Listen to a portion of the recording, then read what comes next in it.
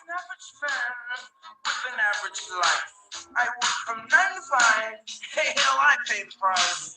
All I want is to be left alone in my average home. But why do I always feel like I'm in the Twilight Zone? And I always feel somebody's watching me. And I love no props. Oh, I always feel like somebody's watching me. Hey everybody, and welcome to Real Supernatural Encounters. Today, my guest is Kim. We recorded a couple days ago, but the recording volume wasn't working on her end. So It's a we shame. It was are. a good chat.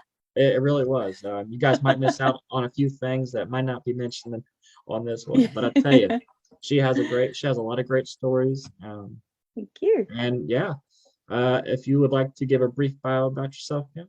Sure. Yeah. Hello, everyone. Thank you for watching the video, and thank you, Anthony, for having me and being so interested in everything I have to say. It's really nice to be validated. So I'm Kim.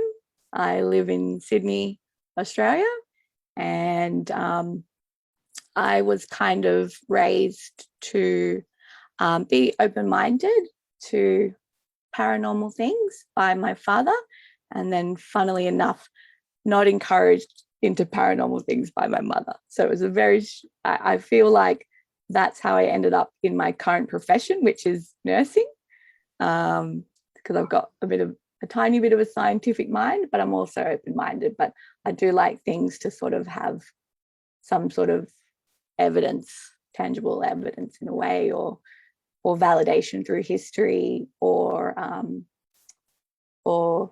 people verifying that they knew a certain thing about something that was experienced. So yeah, something that they couldn't have known, or just something like that. So yeah, bit of two minds, which I think is good. That sounds great. Yeah. She actually has a lot more stuff to tell as well, which she'll be telling at the end of this episode. Yep. Well, Kim, if you're ready, you want to go ahead and start with your first encounter and experience. Okay. Ready? Yeah, sure, Anthony. Thank you. So the first one we've decided to talk about, which is well, actually, I was thinking we won't start with the shadow people. We'll start with the rocks push, and then we'll go to shadow people. But I do have most of my encounters with shadow people, but there was one significant sighting for me that sort of helped me sort of realize that perhaps there was something to the things that I would see, and that maybe I wasn't crazy. So so essentially, like I said, I've always been interested in the paranormal, and so I decide, and I feel like the more you get into it, sort of the braver you do get. And so I actually decided to go on a haunted history tour in the Rocks, which is Circular Quay, Sydney, Australia. And it's a really beautiful area. It's kind of like got a lot of history to it, a lot of buildings still up that are from 1800s, 1900s and everything. So there's tons of history there. So it made for a really good tour. And essentially I decided to take my husband along. I booked us in, and going in, I knew that I could potentially see something, but didn't think too much about it because I never really sort of felt that I kind of thought I had a really good imagination, essentially. So it took a long time before I actually started being like, oh, hold on a sec. So this is kind of like was a game changer for me. So essentially we went on this tour. We had a really good tour guide. We started the tour and I wasn't expecting anything. And we stopped on the corner. We were looking at this like really tall colonial building. And she was like, yeah, this is like one of Sydney's oldest pubs and it's really well known. And I was like, oh, cool. Yeah, this is a nice, easy way to start. Like, we're not in the building. This is great. This is what I like. And then I was looking and I was like, there is a ghost in the top. So it was a woman in a green dress. She had long sleeves and it was like a long dress, and she had like a little white hat on, kind of like went like kind of like that. And Okay. she was also wearing an apron, like a white apron, and it was kind of weird. It kind of felt like she was like surveying the area. I felt like maybe there was an awareness of us, but maybe she was more like in her own time kind of thing. So it was a very strange, and I don't understand that. I don't pretend to understand that, but yeah. So she was kind of like, felt like she was like opening up the shutters and getting her day started, and you know, just sort of ready to go. Was kind of like surveying the area, and I was just like, oh, that's cool. Like that's pretty cool. So, yeah, and so we went on, and I loved it so much. Afterwards, I decided to go and try and catch her one-on-one to have a chat, and I was like, oh, that was really good. We really enjoyed that. And I was like, can I just ask? Like, I think I saw something. It was a woman in the first building we went to, and she was like, and I was like, she was wearing this, and she was like, that's actually, that woman is known. She's known as like the caretaker of that pub, and that's what she used to wear.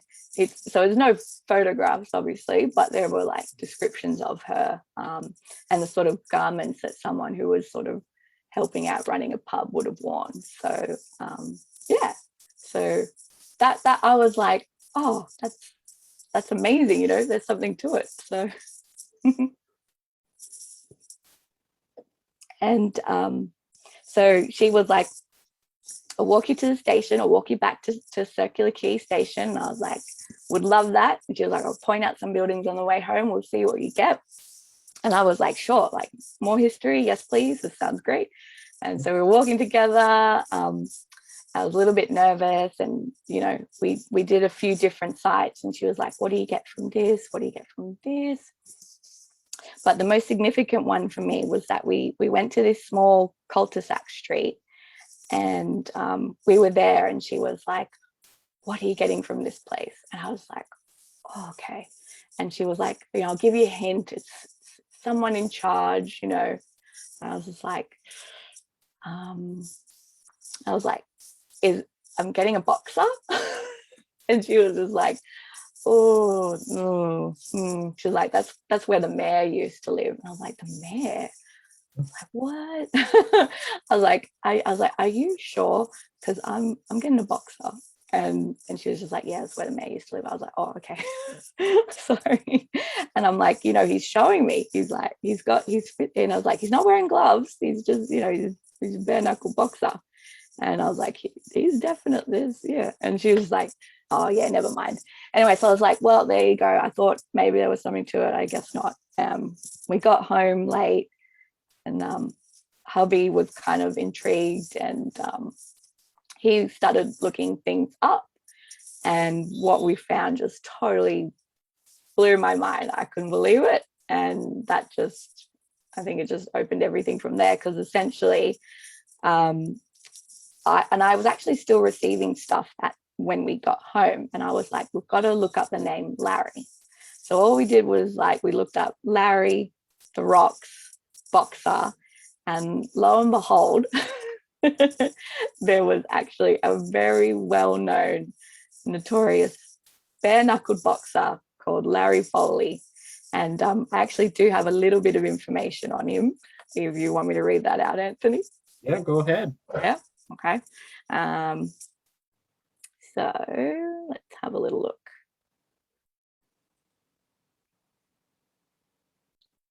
So basically, Larry Foley joined a street fighting gang in his youth. His first fight, lasting 71 rounds, was believed to have been on 18th of March, 1871, against Sandy Ross, a leader of the rival Orange Protestant gang, and ended when police stopped the fight. He was known as the Captain of the Push, after the Rocks Push Street gang in Sydney. So,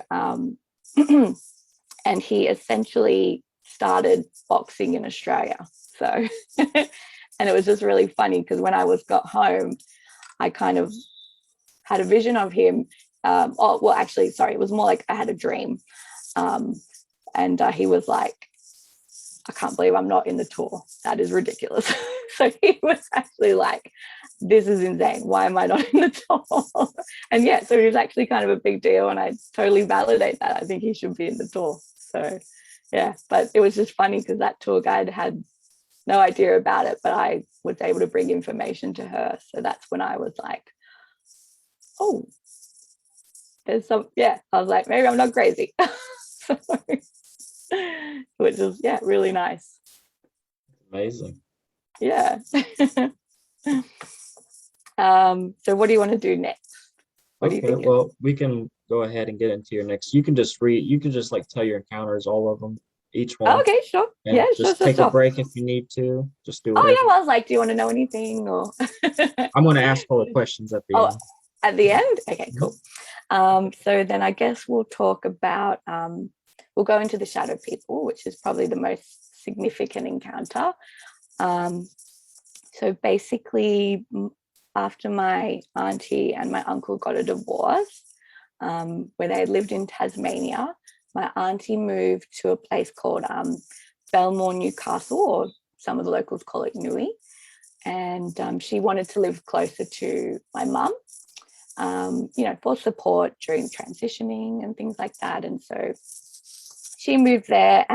She bought this really cute little place on top of a hill that actually was backed onto a hospital, which was, I don't think it was a big hospital. I think it was more like a smaller one. So it's not like a big city hospital or anything like that. It's much smaller and older. And we used to go and drive there and stay with her all the time. She would come see us. And then so one time was the holidays, and my two cousins came to stay with my auntie, and we went up to stay with her. And I was a little bit nervous because I was always nervous around that place. But so I was like, oh, I really wanted to know the sleeping arrangements and what was so I could plan ahead. And so essentially my cousin Stephen was in one bedroom. We were in the bedroom right next door, and our bedroom was basically the door faced out to the hallway. And as it turned out, my cousin Alan slept in the double bed, and I slept on a mattress just next to him, but I had my head down that end. And so I was like facing out to, I could see the hallway if I looked up. So I was like, no, thank you. No, thank you. That's scary enough as it is. So I remember specifically, because I had planned it, I was like, I'm closing the door before bed. So it was bedtime. I closed the door very deliberately, went to sleep, no trouble, totally fine. At some point, it was either like very, very, very early or very, very late. My best guess that it was definitely past midnight, but definitely not early enough for the sun to be up. And I just woke up suddenly, and like you do open your eyes when you've just woken up, and I saw that the door was now open, and I could just see a figure in the door. And I was just like, oh, that's nice. That's my auntie checking in on us. Like, oh, that's sweet. Like the doting mum checking in. So I wasn't scared by that. I was like, that's nice. And then I closed my eyes again. But something made me open my eyes again. I opened my eyes again. The door was open all the way now, pretty much. And the figure was in the door frame. And it's funny because in hindsight, my auntie has like really long, beautiful hair. Like, they call her the Amazonian princess because it's like so long, and she's very tan and everything. But the figure did not have like the silhouette. I just didn't make the connection that it didn't match. It wasn't a good representation of my auntie. But in my mind still, I was like, that's my auntie. She's opened the door. She's all the way in now. And I was like, okay, well, she's okay. I don't know what that is, but it still didn't bother me.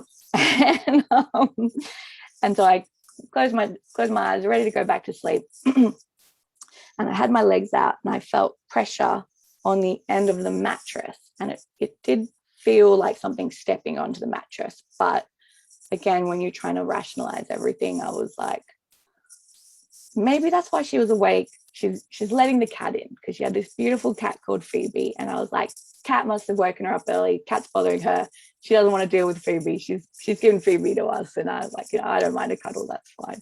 And so she's on the end of the bed, what I thought, and I had my legs out like that, and then the pressure went further up, and I was like, okay, that's, I'm not going to be able to sleep if Phoebe nestles there, because I toss and turn. So I'm like, I'm just going to open my eyes and like pull her into me and have a cuddle and wait. So I opened my eyes to, get the cat. And when I opened my eyes, there was a figure right over the top of me, hands on, it had its knees between my knees, and then it was like perched over, and it was looking really intently. But when I say looking, you can only sort of assume that it's looking, because it's totally black. And it's not like a weird black where, like, you're gonna hold a piece of black paper, it doesn't do justice to what it is, because it almost like sucks in the light. There's a certain depth to it, which is really unexplainable, I think. And there are no features, so it doesn't have a proper silhouette like we would. It's more like it's almost like a drawing of what you would think a human would be, sort of thing, if you had a shadow of a human. So and it was right there, and obviously I was terrified, and my first thought again still wasn't supernatural. Again, I was like, can I swear?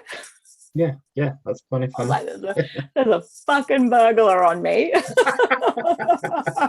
was like, can I get attacked? I was like, this is awful. And anyway, so I immediately like shot up and like threw the doona at it. I'm like, got to give myself a second to get away. Let me bewilder it with my doona. And I threw it at it. And, you just sort of expect the doona to go over someone and they would be like, oh, tangled. Nothing. The doona just went straight down.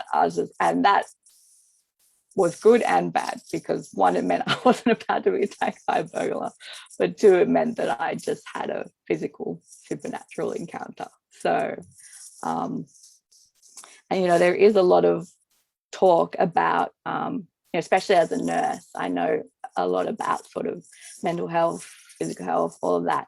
And there is a lot of research to say when you're in a sleep-wake state, you might see these entities. But what I want to tell them is that I was already awake. Yeah. I had already had my adrenaline hit. So tell me how that works, because I was not in a sleep state at all. So, but yeah, so obviously terrified. Me and my cousin were kind of older.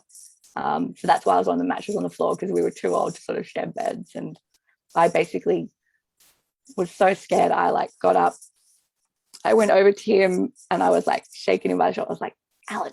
I was like, wake up. And he just wouldn't wake up. And I was like, this is insane. How is he not waking up? And I was like, fuck it. I'm getting into bed with him. So I got into bed with him and had my phone with me until I fell asleep or morning came and I was able to get up. So yeah. Yeah. And he was just like, I can't really remember, but when he woke up, he was like, what are you doing in here? And I'm like, I'm so sorry. But I just said, so actually, funnily enough, no one in my family knows this story, because I don't think they would handle it. So I was just like, I just got a little spooked and hopped in. So yeah. So, There's one scary story. But yeah, I've always kind of seen them. They never really, sorry, I don't know if you can hear me drink, sorry about that. Yeah, so shadow people have kind of been a reoccurring thing that I do see, but I don't really see them. They never really, that was the only time that they were like physical. And yeah, and we do have another one that we wanted to talk about, which was, this was in a place when I lived in Battle Bay, New South Wales. I'm a little hesitant to give out because I'm trying to make it as factual as possible, but I'm also like, Now I need to remember to be cautious going on the internet. But I have disclosed all of the names and suburbs and areas, and even so and this time it wasn't actually that bad, but essentially I was asleep and something woke up, and I woke up, sorry, and there was a figure there, and it was quite tall. Definitely knew in that case that it wasn't anyone I knew or human. So I think on that case I sort of recognized immediately that it was paranormal.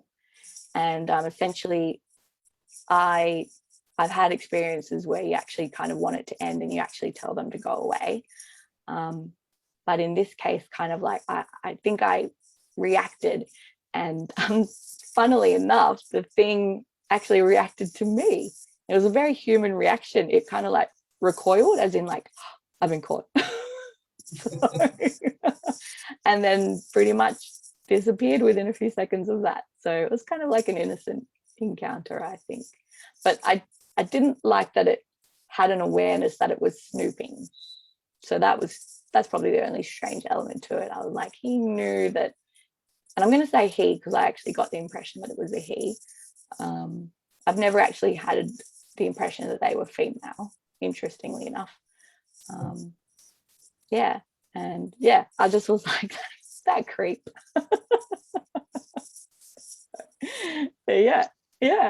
But it was just funny. It was like a very human reaction, and I remember it to this day really well.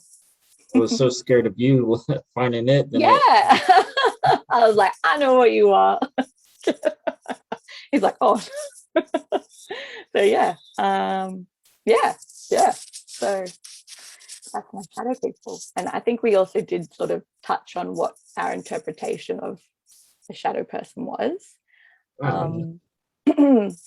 So I think sort of I actually tried to do some reading on them because you're curious, and I don't know, it kind of like came back with different things. But the thing that I found really interesting is that they're all throughout history. So it's not just one generation of, like I thought maybe we've been exposed to something that, that we have these hallucinations, but cross cultures, across thousands of years, there's always been interpretations. They go by different names, but it's the same thing. Sometimes they're, some people theorize that they're an interdimensional being. Some people theorize that they're actually, and like I guess it's the same thing, but like an alien. Some people theorize that they're ghosts or malevolent spirits, but I personally have just always found them really curious. I've never, but again, what we kind of talked about last time was that I feel like they're like people, where you can meet someone really nice, you can meet someone really, horrible, and so I feel like they do have an intelligence, they do have an intention. Some are bad, some are kind of more like the curious observer, I think. So I've been pretty fortunate to just not have some of the stories where I have read of shadow people where it's like they've got the glowing red eyes or the top hat. I personally think that that's, in my opinion, a totally different entity. So I agree. So, but it's just interesting that it's all throughout history, and it's only coming out more and more in this time of like knowledge sharing and photos and videos, and people are starting to catch them on film. People are really curious, and I think that maybe makes them a little bit more bold. So I don't know, we'll see, we'll figure it out eventually. So got to catch them after a few thousand years. So hopefully if we get more people come on, and ones with encounters with the Hat Man, that'd be great. That would be great. I do encourage people to talk about them, because if it wasn't for people like Anthony, I would probably think that I was crazy. So well, thank you, I appreciate that. But it's nice to share the stories. And I did watch another video on someone talking about shadow people, and yeah, I was like, well, there you go, you know, another girl just like me. So Oh yeah, yeah. yeah, Yeah, it's very surprising how much people really do experience, and sometimes they just write it off as, they're peripheral. They're just seeing things, corner eye, that's yeah, not even there. yeah, exactly. And it's like a lot of the encounters I've had, it's always been like straight on. So I don't really get those darting sort of creatures that some people, you know, do attribute to shadow people. It's like, I wonder Yeah. if there's something different as well. Who knows? I'm not too sure. But yeah, thankfully, because I actually, that sounds terrifying. So I'm pretty Yeah. happy that I don't get the darting ones, because that would be too much. Um, do you want to go ahead and move to the experience of the I guess the upstairs bedroom? Oh yes, Okay. yes. So yeah, thank you.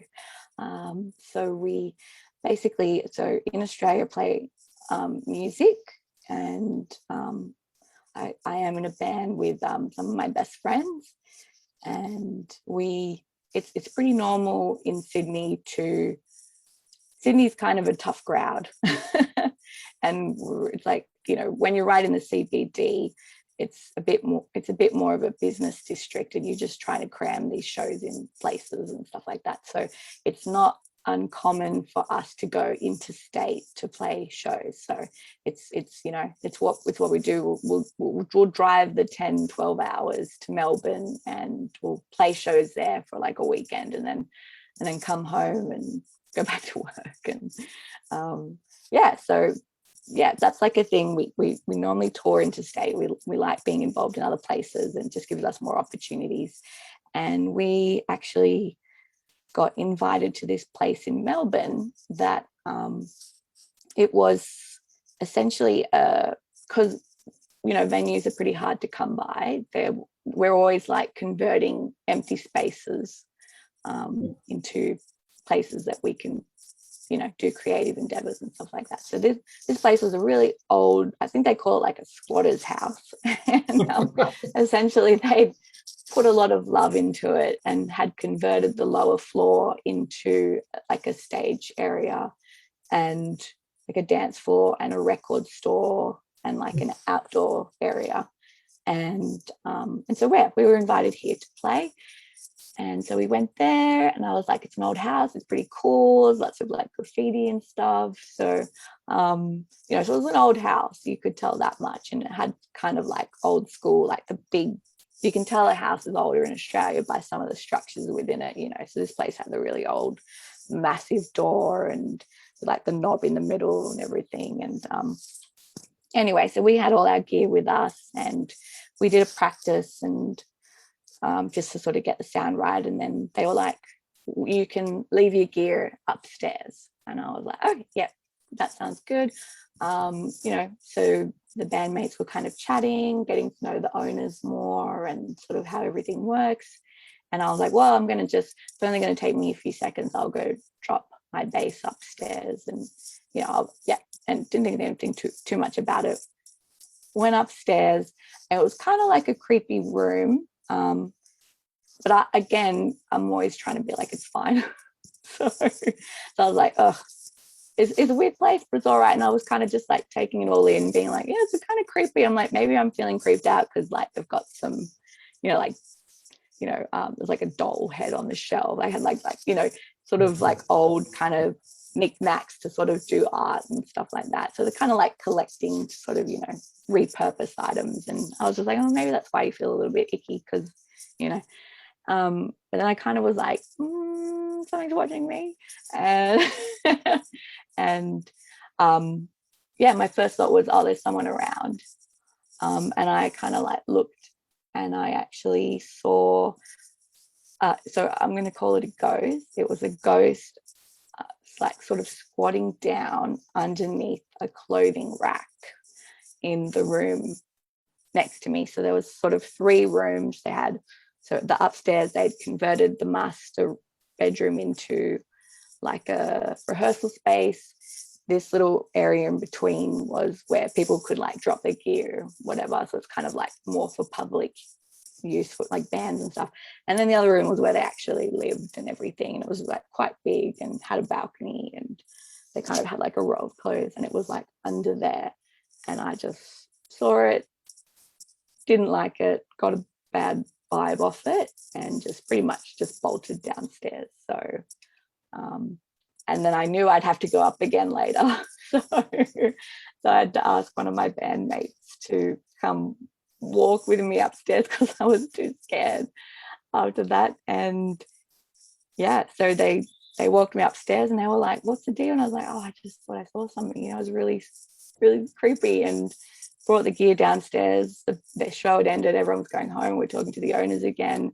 And I was like, oh, do you know, like, I kind of approached the subject of maybe that this place was haunted, and they were like, oh yeah, oh, everyone says that, but we don't believe in that. And I was like, oh, okay, yeah, no, weird, it's kind of creepy. And anyway, so my bandmate, who's a little bit more faint-hearted, she couldn't let it go.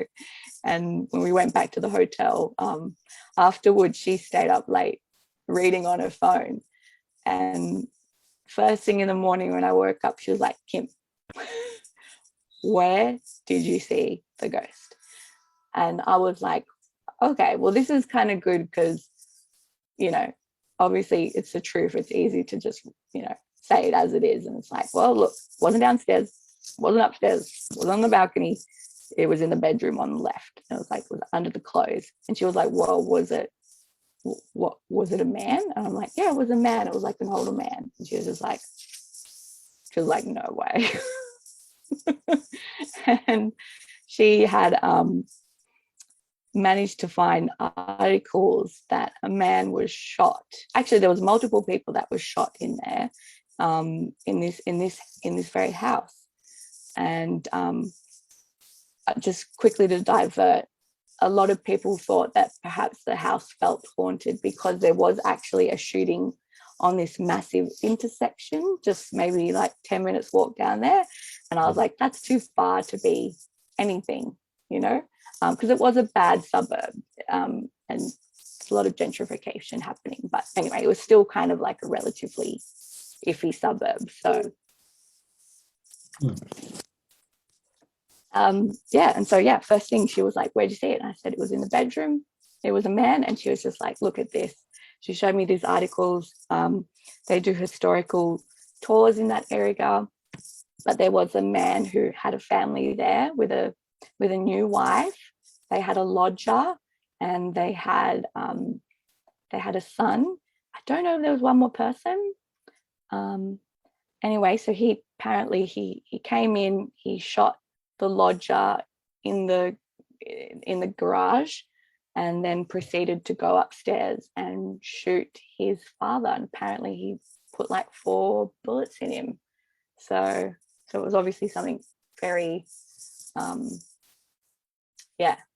definitely like a crime of revenge, or something. I think there probably was a lot of emotion involved. So yeah. Wow. Not That's amazing. Yeah. And scary.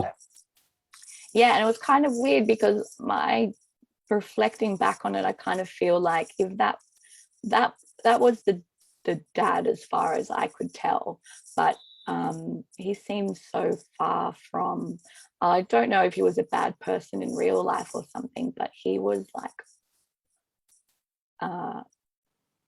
he was just gross. Essentially, it was just gross and weirdly like naked and like kind of off color and everything. It was almost like he was, I was like, is that what happens if someone's, really, I was like, yeah, it's almost like a rotting of a ghost kind of thing, which is really weird. And I don't understand it, but that's just all I can say because that was my experience. So yeah. Wow. Yeah. All right, so for this next topic, she may not want to talk about it. Oh no. It is something that has really kind of scared her a lot, and she don't want to talk about it because she's afraid that it might manifest more. But this was one of her encounters that she was truly terrified. If she wants to go into it, she can. If she wants to pass, then she can pass. If she wants to do a brief, like, Do you want graph. to talk about it? And I'll just give like, If you want me to, yeah, I could do yeah, that. I think that's probably better, I think. So, All right. Okay, yeah, I'm happy to participate it in a way. so one night, Kim was sleeping in bed with her husband, and she woke up at what Well, time? one night it was actually like 4-5 nights ago now. So pretty Okay. recent. Oh yeah, that's right. That's right. Yeah. Because she ended up getting an injury from this event. So she woke up about what time? I Is it actually don't know, but it was dark. Yeah, it was dark. So I'm not sure so what time. really late in the night, and for whatever reason she woke up. And when she woke up, the distances how this being Like I was could have like it was a bit higher initially, but I think once I acknowledged it, it came close, and I could have almost like it was within reach essentially. so this being that was within reach was hovering over her and almost like face to face. And it It's was almost true. kind of like oh, sorry, Anthony. No, go ahead, describe. But I think it was kind of funny because it's like I think it was heavier in the middle, Okay. as in like so it was kind of like hanging funny. Hanging funny. She said that it came to her mind, the name gatekeeper. She even said that it kind of looked like Indian. And Well, no, more like it was like whitish. Like almost I think initially I was like, that's a mummy. yeah, okay. Because it was like white. There's like a thing in nursing called macerated skin, and it's like, like I call it like bubble bath hands. When your hands have been in the water too much, Yeah. you get So, like white and puffy. so this thing looks like it's been in the water for too long. And she was so terrified, she was sinking in the bed trying to get away by going down the bed, like where her feet were, trying to slide down that way. As she was trying to do that as fast as she could, she hit the floor, and she had hardwood floors, and she ended It up. was the base of the bed. We've got a timber base of the bed, and the mattress is smaller than the timber base. So you hit the base of the bed. Base of the bed when I was trying to go onto the floor. So that like hit the timber base of the bed. And she has a bad bruise from it. And so do you want to go from there? What you did and said? I was just trying to get as far away as possible. And yeah, it just took so long for me to calm down that I almost couldn't hug because I was very scared. I almost couldn't hug my husband because my heart was just like reverberating like my whole body because I was just, and it took so long for it to slow down. It just took so long, and I was just so freaked out. And when I asked my husband about it in the morning, he said that I was yelling, "What is it?" It is so scary. Mm. I couldn't imagine having. Are you able to tell me what kind of eyes, color eyes, or shape of eye? No, okay. None. No, none. Oh, no eyes. None. Yeah. Oh wow. Okay. Yeah. Yeah. Um. Um. I'll have more questions at the end. Okay. But if you want, now we can move to the guy with Messenger. Oh yeah. So and if you're still tuned in, that's amazing. Because I feel very self-absorbed talking this long. Oh no, that's what it's about. Everybody talking about their Thanks for making it experiences. this far. I don't know what minute we're at, but shout out to the 20 minuters. So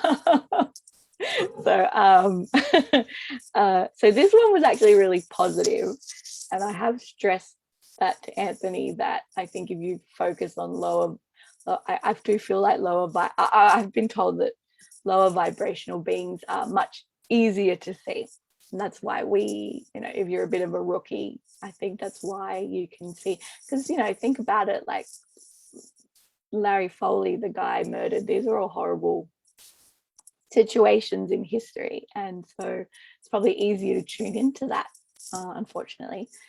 But we should try and, I'm trying to like steer away from that, because otherwise I might miss something really amazing. And there has been some really, and I think when you're tuning in on the right thing, you actually do have some really wonderful experiences. So essentially, which one were we talking about? Where you sent something to Messenger to this guy. Oh, yes. And funnily enough, this was at Belmore again, at my auntie's place. So I was staying. So this time my mum didn't come. I drove there by myself and I was staying there. For some reason, she wasn't out at this time. And I don't know why that was, like whether she had gone, if she'd gone to bed already, or if she was like, if I was there because I was watching the cat or something. I really can't remember those specifics. But essentially, I was there, I was by myself, and I had to go to the bathroom, like, and it's kind of a spooky place. So I'm like turning all the lights on as I'm going. And I go to the bathroom, go to the, and I'm washing my hands. I'm in front of the mirror, and I'm like looking in the mirror, and like, just like regular, I heard someone say, when you see him, tell him I'm still there. And I almost for a moment was like, I heard that, but I didn't hear that. I think you just really, really had good imagination and imagined that. But it felt like stronger, like it felt more like, no, you heard this. I was like, oh, okay, that's weird.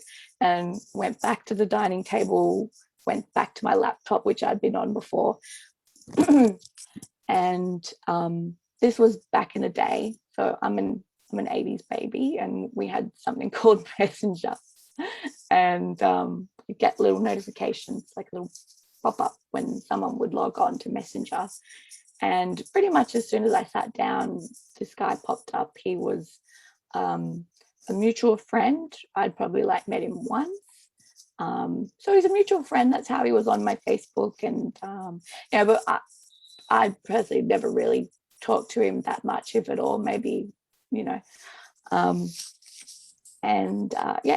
he popped up. I clicked straight in, and I was like, this is going to sound really weird, but I just wanted to tell you,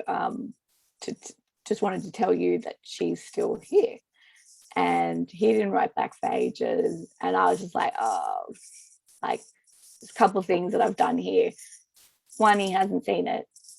Two, he thinks I'm a weirdo. 3, doesn't care, probably has already clicked out of the conversation, no big deal. And so I was just like, oh, well, there you go, no, all good. And then he finally wrote back, and he was like, I have been crying. He was like, I can't stop crying. I was like, what the heck? And he's like, I'm sobbing. I was like, what the hell is going on, kind of thing. And he was like, and I was actually very, very shocked when he said, basically, he wrote back and he's like, my mum has just passed, and she left me a note, and she said that she would let me know that she's still around. And I was just like, that is just unreal. So and then the weird thing is that we've never spoken ever again. But I am sure that there's no way that we will be forgetting each other anytime soon. So yeah, it's just like this one-off thing. Didn't even know anything about him. Didn't really even, like, I don't really browse, I don't think there was any sort of platform where I could sort of know his personal, like, with these days where you've got the Facebook and everything, you can know what's always going on. No access to any of that. So it's not like it was something that came up subconsciously. So You probably really did make a big impact in his life. I think it's really nice. Yeah, I think it's really beautiful. So yeah. Yeah. I think we pretty much have one more story. Okay. We do. With the camp. But if you like to tell maybe a few other I was thinking ones that you come up with.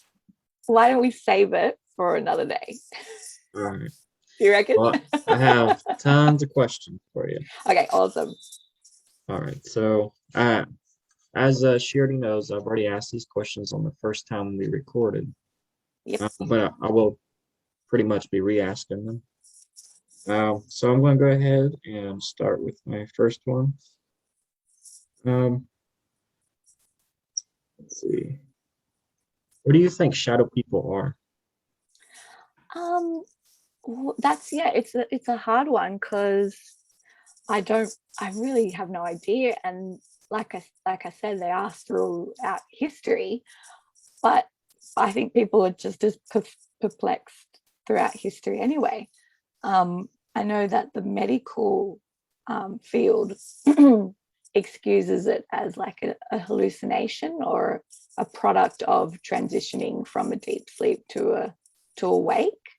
I personally don't believe that purely because I would know the mechanics of like a startle reflex, which is like, you get flooded with certain, you get flooded with adrenaline and everything, and that's the flight or fight hormone, and that means that you're very alert, so that kind of gets you from 0 to 10 in like, and a lot of the time the entities are still there. So after that flood of adrenaline. So I don't know. We did sort of say maybe interdimensional beings. I Yeah. did a little bit more reading after because I think in the first conversation I talked about how I don't actually know how to pronounce it because I think it's like a DJINN. And Oh, so it's Jin. it's Jin. It is Jin. So the D Yeah. is silent. Yeah. So that's kind of something that some people are believing that they go by. Yeah. I know that they've popped up in like Native American culture. I think they call them, I actually can't remember because I thought it was like a thunderbird, but I think that's the Mothman. Okay. But yeah. And I just don't know, to be honest, but don't think that they're a ghost because they don't seem familiar. They always seem like a stranger, and they always do seem like they're somewhere where they shouldn't be. Do you know what I mean? Yeah. Like I've Yeah. seen videos of them and they're always like, trying to hide. And it's just like, so what is that about, kind of thing? Yeah. Some people theorize aliens, and apparently a lot of people who have seen shadow people have had alien encounters. So where I've only seen like things in the sky, I've never actually had anything major, but it could be a really curious way of thinking about it, I think. So Yeah. because it's just a coincidence that these people often they have those both experiences, which is pretty interesting way to think about it. Yeah. Kim, on the last time we talked, she brought up the fact that, those are shadow beings and we are light. So, I think it plays into the whole, if it's a parallel universe or another dimension, maybe we look like shadow people to them and, they Yeah. are something other. Well, So, I kind of thought because where it's all energy mhm. that we would actually look like blinding light to them. Oh, yeah. Yeah, and because we're from like same sort of thing where they're sort of radiating darkness, we're sort of radiating energy. So You think a Mothman would be the same way with being attracted to light and us being light beings? I actually kind of perceive the Mothman more like a like a guardian kind of thing. Yeah. I actually think it's really, really weird because I know that it sort of goes back and forth, but I actually do believe that the Mothman is Native American, Yeah. like a thunderbird, which is like a pretty powerful deity they have. And I don't know if it's like a warning, but I haven't really heard. I don't really think that they come in good times, so that's why I kind of perceive them more. And there's more stuff on. There's a place where there was a really horrific tornado, and people were seeing kind of same description as a Mothman. So, Yeah. yeah. I think this is probably like my last add to this. I really think that you was talking about being Native American. I believe that. I think they could be maybe a skinwalker.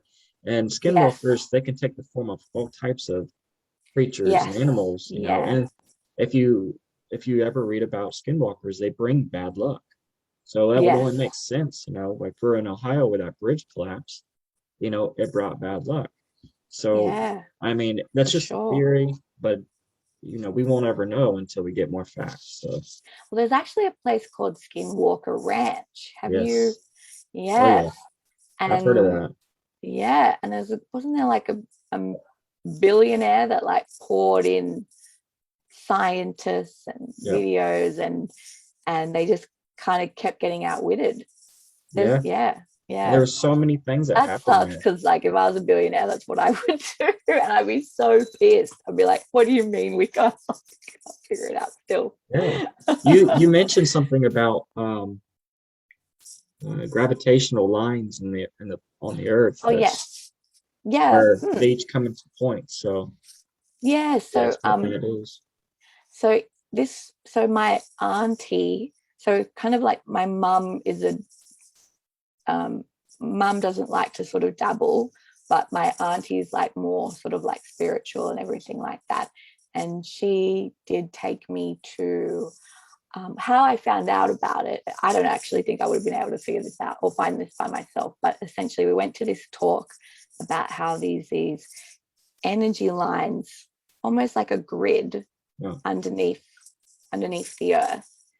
And you know, when things go wrong, like there's so much stuff, like when things go wrong with these energy lines, like if they're disrupted, sometimes you can find, so we look at the ley lines of a desert, the lines are altered, or you know, or places where they seem particularly strong and prevalent. Mhm. A lot of these times they become like the landowner's sort of sacred site, which I find, yeah, again, it's kind of combining the scientific with me, which I find really interesting. And I do think that they would have higher, if someone was to actually go out there and do, you know, electromagnetic readings, I think that they would be pretty astounded with some of the readings that they would get. And I do know that some ghost hunters do actually go and do that. They do the readings, and there's, you know, there's a massive jump in the readings in these like supernatural places, essentially. So I agree. Um, mm. when you have those two shadow men encounters, um, what do you feel their each one's intention was? What did you get from each one? um well, like I said, they're kind of like humans, so everyone's, I couldn't like say their general intention. I think each one had their own motive. So I would kind of just say that I kind of just would say that they're just really curious observers. Um, you know, it's almost like kind of the way I think about it is like, you know, if we climbed into like a zoo enclosure. So it's like you're like really excited, you're checking it out, and you know you're somewhere that you're not meant to be, and you're curious, you want to see the animals and stuff. So um but I have heard that people that find them really negative, but I think that I can't relate to those. I think it's just curious. I don't like it, Yeah. but and I don't want to see it, and I'd be very happy to never see it ever again. um yeah, Do yeah, you but feel like I'm scared of them because I don't like it. It's supernatural, and I don't like it, um I've never felt like my life was in danger from it. So okay? yeah, yeah. Do you feel like you might have some kind of spiritual abilities when it comes to being able to see ghosts or remote view or some sort of like ability? Yeah.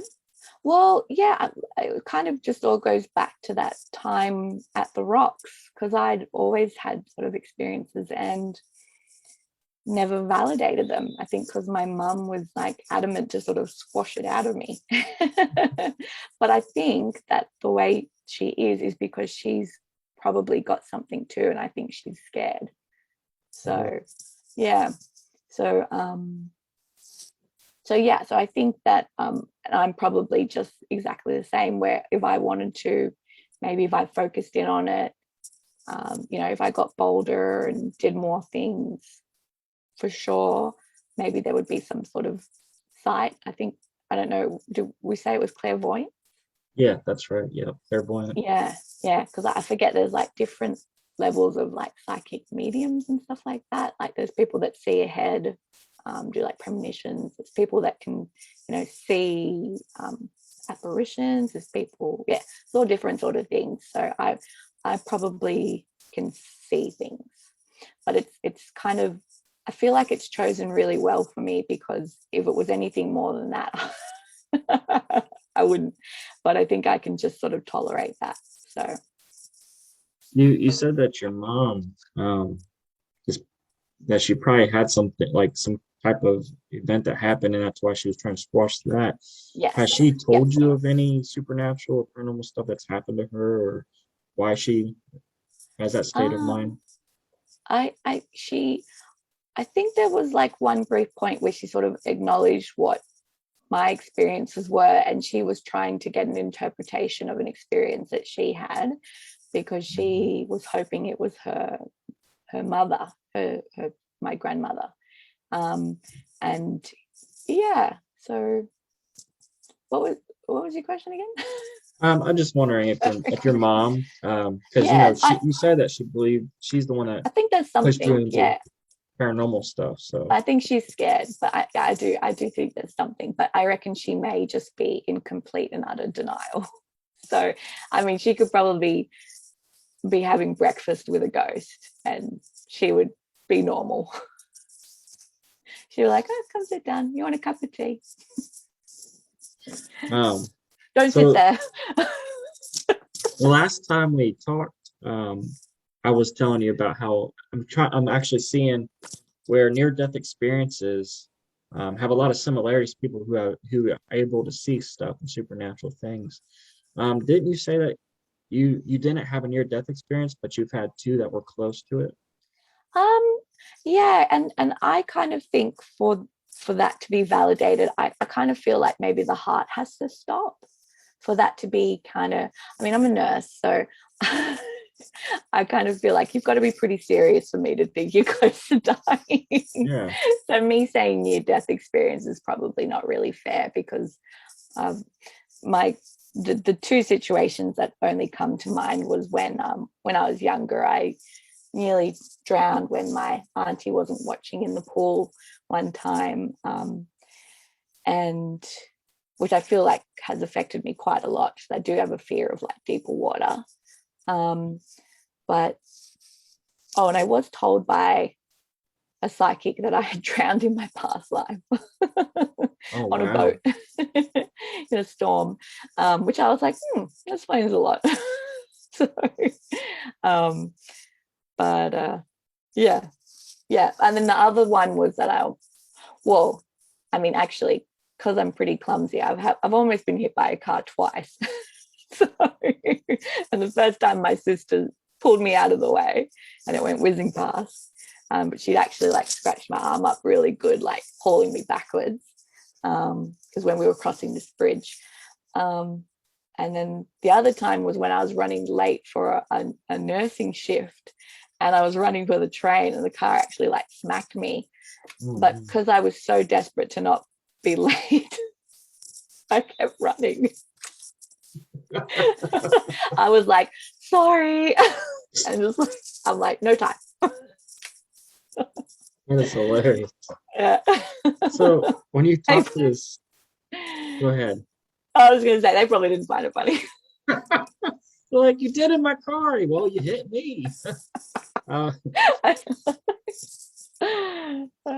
what did this medium, what else did she say to you besides that one past life? Oh yeah. And she acknowledged that I had the name right of my guardian, which was cool. Really? Yeah. And she was just like, he is always around and he is like here right now. And I was like, I feel it. Was I she was like, able yeah. was she able to describe what he looked like or what it looked like? Yes, but I don't, it's kind of funny because I actually really Like I don't like to associate it with certain, I don't want to pinpoint it as a certain belonging to a certain religion, because I meant sometimes not necessarily agree with some of the actions of that particular religion. But yeah, essentially he had like massive big blue wings, which I thought was really cool. Like massive. She was like, you know what, when it's bad, he just like closes them right over you. I was like, oh, that's cool. That is awesome. Holy crap. Yeah. Did she say you had any other past lives or just that one? Yeah, she did. And it kind of feels it almost feels, it's hard because I feel like it's almost disrespectful in a way, because it's like I've always had the view of like, stay in your lane. Yeah. So like to say that I was belonging to another culture, it's just, I don't want to offend anyone or presume to pretend that I know about the culture or anything like that, or some of their belief systems, their hierarchies, anything like that. But she did say that I was Native American in a past life, and I was actually one of well, actually she said she had 2 Native American past lives. First one, she said you were a squaw, which I didn't know what that meant, so I had to look that up. And then she said the other time you were like the shaman, the shaman. So I actually didn't know what either of those were, so I looked them up. So I think one is like a medicine woman, and I was like, well, that's kind of cool because I'm doing nursing. And then the other one I think was like a wife, a wife of a tribesman, I think. So I think, yeah. I think you just kind of brought some light to one of your stories for me. So you were Indian in a past life. You were a shaman, medicine woman, and you were a wife. Well, you said that this thing that was over top of you that you named the gatekeeper Yeah. had the looks of something like Indian or indigenous, but he looked like it was like been in the water for too long. He didn't he didn't have like he didn't have the features to associate him with a certain ethnicity, but the vibe that I got was that. Yeah. Which is Okay. really weird and hard to describe, but that was I feel like you get at their intention, and I was like, that's it's yeah, and I was like, it's an intention to protect something to do with this. So It almost feels like because that entity hasn't came around until recently. yes. And you talked to this medium before then. And so do you think bringing light to your past life might have manifested like those things to you? It is I think it's pretty curious. Yeah. It's pretty curious, but it hasn't changed anything from receiving that news, I guess. But I mean, it's funny because I do say that, but I'm also like contraindicated. I'm a wealth of contra. I can't even pronounce it. I go straight to contradicting. Okay. I go straight to the nursing, which is contraindications, which is like, don't give this person this medicine because it's contraindicated for blah blah blah. And so I'm just like, oh, what's the other word? What was it again? Contradicting. Contradicted. Yeah. I read contraindicated like every day of my life. Yeah, because then there's but that's a long thing to itself. But I am sort of like pretty heavily involved. What made you name it Gatekeeper? What gave you the vibe of that name? Well, the weird thing was because of like the way it was holding itself, weirdly enough, and the fact that it was like the kind of the intention of like, go no further. Okay.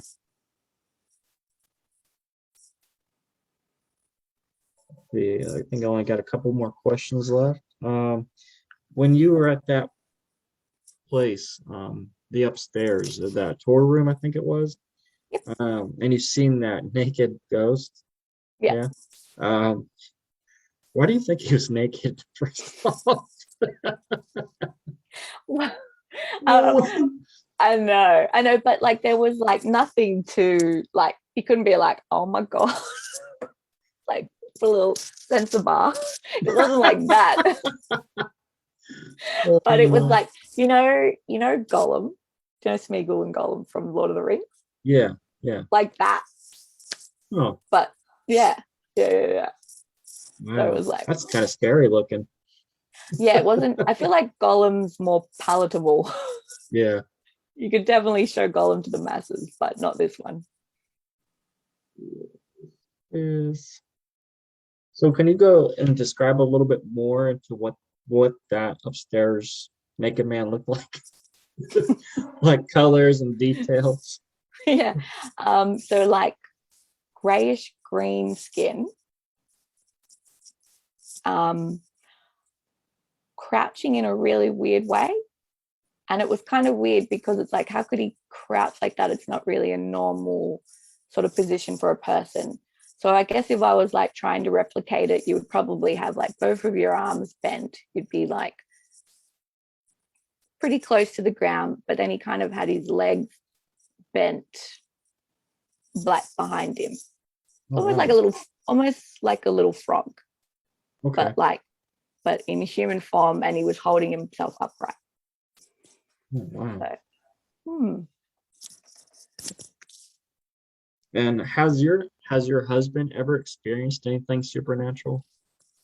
well, his mother reads tarot cards and she reads them really, really well. She's amazing. And we actually both believe that there's a portal in her house. Oh wow. um, but himself, no, he's the complete opposite of me. So I always say the best way to describe it is that he's the yin to my yang, extremely logical, extremely rational, you know, curious, but yeah, just kind of not into it. And I think there was like a long period of time where I'm not sure he really believed it too much. Wasn't like, was never rude about it or anything, but just kind of like more like that is an interesting experience. Whereas after the tour, it was almost like undeniable. So I feel like we both shifted. And from that also, I feel like he's been more open to sort of believing in like aliens as well. So yeah, like he's kind of like coming around to it, especially because there's been a lot of evidence lately, and and the military is sort of changing their perspective on it too, because they're sort of like, I think people have managed to convince them that if it's a threat, you should be looking into it. So they kind of have to acknowledge it now, and they have to look into it, which is really exciting, I think. And yeah. Have you So I seen feel, any? yeah. Have you seen any UFOs or anything? Yes, Alien encounters? yeah. But only on the central coast. I probably should stop naming places. But yeah, when I lived 2 hours from here, it was pretty, you'd see it all the time, kind of thing. Oh wow. Yeah, That's yeah, amazing. yeah. Well, that answers all my questions. Cool. Before we close off, would you like to talk a little bit about the book you're writing and Oh your no. and your no No, I'm good. and It's nowhere near done, but and it's fiction. or It's yeah, fine. that's fine. Like tell like Yeah. what you're into and your band, maybe talk a little bit about Oh that. yeah. So I'm kind of a weird mix as a person, because I do all the nursing work, and I feel like I am well respected within my field. So I do like consulting work, and I'm talking to a lot of people that are, I'm talking to like respiratory physicians. So these are people like with a lot of seniority and way more experience and everything, but I do get a chance to sort of collaborate with them, and we write policies, and or I'll write protocols for practices and things like that. And I've participated in like research studies for, like, I helped introduce a medication in Australia that helps fight diseases, like some big ones. And so nursing gives me that sort of like I call it like the Scully. But then I think my upbringing sort of steers me another way, I think, so I try and be like open-minded. And then playing music. I've got a lot of projects going, so like I said, we don't have a lot of people that play music, so we're always like, but basically Married Man isn't really going to be playing anymore, I think, just because, like I said, the COVID kind of steamrolled it, unfortunately, where our drummer had to move, and where he could afford the place better and start a new occupation in upholstery and everything. But I am starting a new band called Torrance and the Shipmans, so you can watch this space. But if they want to look up Married Man, they can, but just know that probably COVID has done a number on it, unfortunately. So, but hopefully there'll be more creative endeavors coming up as we get back into it more now, which is exciting. All right. Well, guys, that wraps up our show a little bit. Would you like to lead off with any closing comments, Kim? Anything, I do. any advice? I sure do. Don't let anyone tell you crazy, because if it's your experience, it's validated. So, and I encourage people to talk about it in a safe manner, and because otherwise, how will we know? How can you think you're crazy when it's just a perception of, just because not every single person has seen it? Well, there might be a whole ton of you if you just sort of speak up. That's all you guys got to do. That's all you got to do. You got to talk. When you have those people that you go to and they think you're crazy, don't talk to them. Talk to people who are willing to listen. Yeah, totally. But other than that, I hope you guys have enjoyed the show. I'm glad Thank to have you. you on, Kim, as my guest. Thank you, Anthony. Hope to bring you back again for our second episode so you can tell the rest of your stories. Sure thing. How long do you got? I mean, how long? You got some more time? Another time. So I want to say thank you guys for coming on, and I hope you all have a great evening. Good night. Bye, guys.